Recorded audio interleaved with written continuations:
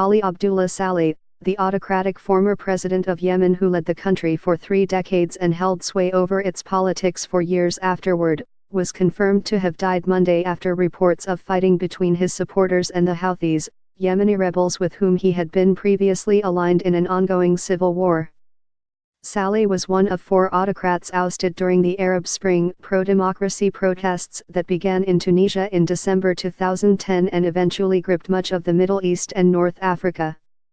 Unlike these other leaders, however, Saleh had continued to be a political force even after leaving office. Egypt. Hosni Mubarak was a little-known vice president before he assumed Egypt's top office in 1981 after the assassination of Anwar Sadat.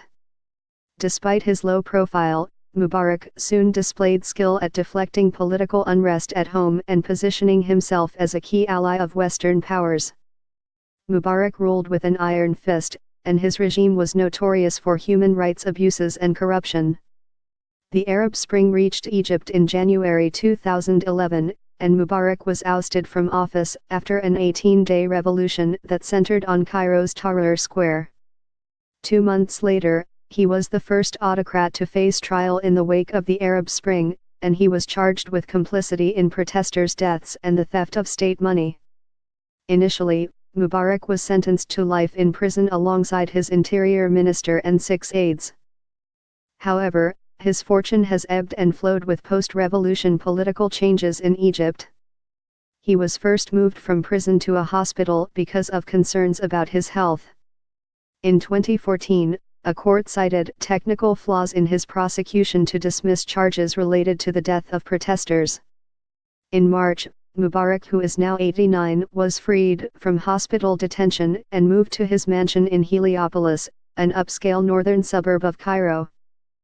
His sons are frequently seen around the city, despite being convicted of stealing millions from the state. Libya. Muammar Gaddafi. Gaddafi was long one of the Arab world's most infamous and unpredictable figures. After seizing power in 1969, he became known as an iconoclastic pan-Arabist who supported terrorism plots against the West with Libya's oil wealth, most notoriously, the 1988 bombing of Pan Am Flight 103 over Lockerbie, Scotland, which killed 270 people. But later, he became a key U.S. ally in the fight against al-Qaeda. When anti-government rallies hit Libya in February 2011, Gaddafi responded with characteristic brutality. Thousands of civilians were killed. NATO intervened in response, helping turn the tide of the rebels against the regime. Gaddafi was killed October 20, 2011, in murky circumstances. The interim Libyan government initially said he was killed in an exchange of gunfire, but video footage soon emerged showing a bloody and apparently unarmed Gaddafi being violently forced into a truck.